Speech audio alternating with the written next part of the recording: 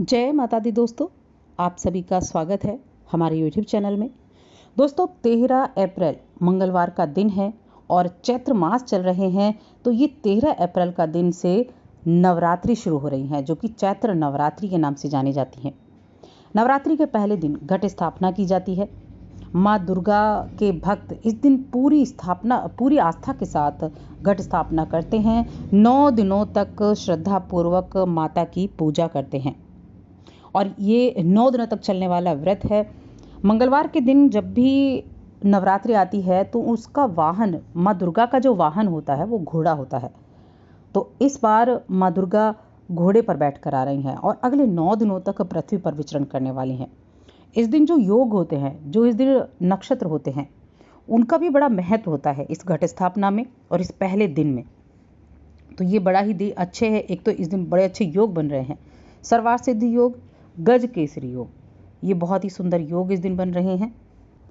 इसके अलावा सूर्य और बुध भी मीन राशि में हैं, तो इस दिन बुधादित्य योग भी बना हुआ है। अब चंद्रमा इस दिन मेष राशि में होंगे, जो कि मंगल की ही राशि है, और वहां शुक्र देव भी बैठे हुए हैं, तो महालक्ष्मी योग भी बन रहा है। यानी इतने उत्तम योग इस दिन बने हुए हैं और इन योगों में नवरात्रि का पहला दिन आना बहुत ही शुभ है। अब अश्विनी नक्षत्र है दोपहर तक, उसके बाद भरणी नक्षत्र शुरू हो जाएगा और सूर्य का नक्षत्र परिवर्तन भी इस दिन ही होगा। सूर्य का नक्षत्र बदलेगा, रेवती नक्षत्र से निकलकर अश्विनी नक्षत्र में आ जाएंगे। तो बड़े ही शुभ संयोग के साथ इस नवरात्रि की शुरुआत हो रही है। इसी तरह के रिजल्ट आपको इस दौरान देखने को मिलेंगे।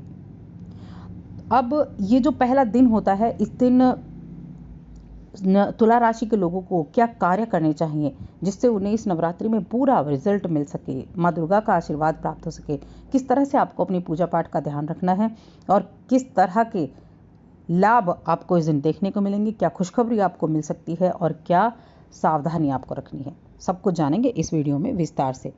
बस आगे बढ़ने से पहले आपसे छोटा सा निवेदन है, अगर आप चैनल पर पहली बार आए हैं तो चैनल को सब्सक्राइब कर लें और जुड़ जाएं हमारे चैनल के साथ।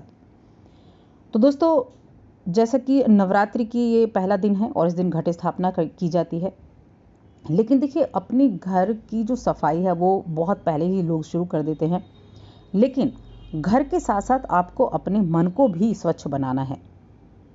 नवरात्रि के पहले जिस तरह से आप अपने घर की सफाई करते हैं, भक्त अपने घर को साफ करते हैं, उसी तरह से मानसिक रूप से शारीरिक स्वच्छता के लिए आपको पहले तैयारी करनी चाहिए। जैसे आपको तामसिक भोजन त्यागना चाहिए। माना जाता है कि बाहरी स्वच्छता के साथ साथ अंदरूनी स्वच्छता की भी बहुत आवश्यकता होती है, तभी भगवान को भक्त की ओर आकर्षित करते हैं, भक्त की ओर भगवान आकर्षित होते हैं। तो आपको अपनी स्वच्छता को बनाए रखना है, माता की कृपा आप पर जरूर होगी। तामसिक भोजन ना करें, आप किसी की बुराई या किसी का अपमान ना करें, इन चीज़ों का ज़रूर ध्यान रखें। और आपको क्या करना है, तो देखिए माँ दुर्गा को प्रसन्न करने के लिए नवरात्रि से पहले ही आप गंगा जल से घर के पूजा स्थान और मंदिर को शुद्ध कर लें, क्योंकि गंगा जल सबसे पवित्र जल होता है। तो इस दिन आप मंदिर को जो स्वच्छ करेंगे तो थोड़ा गंगा जल आप ज़रूर यूज़ करें। और जब आप घट स्थापना करते हैं तो उसके लिए आपके घर का जो ईशान कोण है उसको सबसे शुभ माना जाता है। ईशान कोण में अगर आप पूजा करते हैं, पूजा पाठ करते हैं, तो उसका रिजल्ट आपको बहुत अच्छा मिलता है। हर दिशा की अपनी एक खासियत होती है, तो इस दिशा को पूरी तरह साफ करें और गंगा जल से इस दिशा को आप शुद्ध कर लें। इसके अलावा हमारा जो धर्म है, हिंदू धर्म, उसमें स्वास्तिक का चिन्ह बहुत ही मंगलकारी है, बहुत ही शुभ है। इसीलिए नवरात्रि की जब पूजा करते हैं, घट स्थापना करते हैं, तो उससे पहले घर के मुख्य द्वार पर ये चिन्ह हम अंकित कर लेते हैं, बना लेते हैं, स्वास्तिक का चिन्ह। और तब आपके जो भी कार्य होंगे, जो भी शुभ कार्य होंगे, में सफलता प्राप्त होगी। इसलिए इस चिन्ह को भी आप ज़रूर बनाएं। अब देखिए कुछ चीज़ें ऐसी होती हैं जो बहुत छोटी होती हैं, लेकिन उनका जो मतलब होता है वो बहुत बड़ा होता है। पहले लोग मौन धारण करते थे और जब भी व्रत रखते थे तो मौन रखते थे। तो आप मन को शांत करने के लिए थोड़ा मौन रख सकते हैं। अब मौन क्यों रख सकते हैं?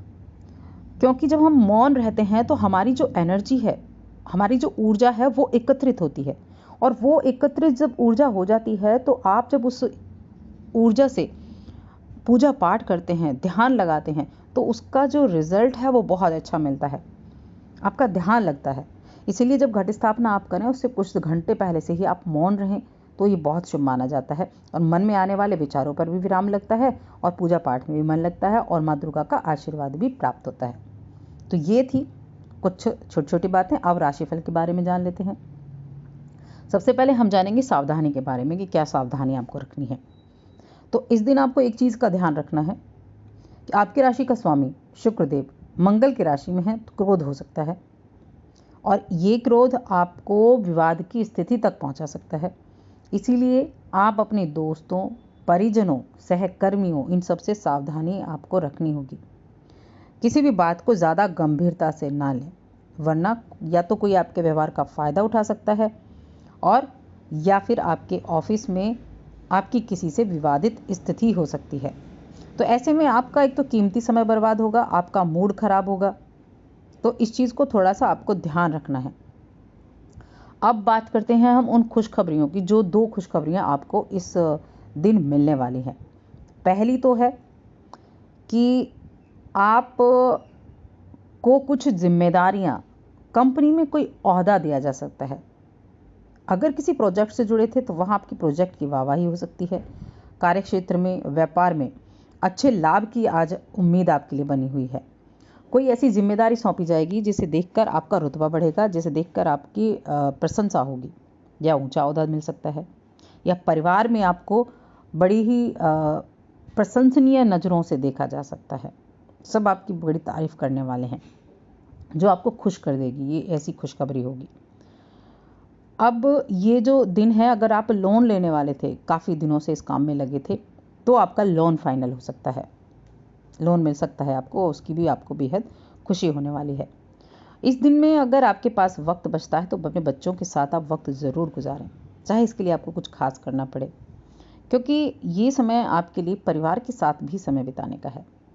अब जो दूसरी खुशखबरी है वो है प्रेम संबंध के मामलों में।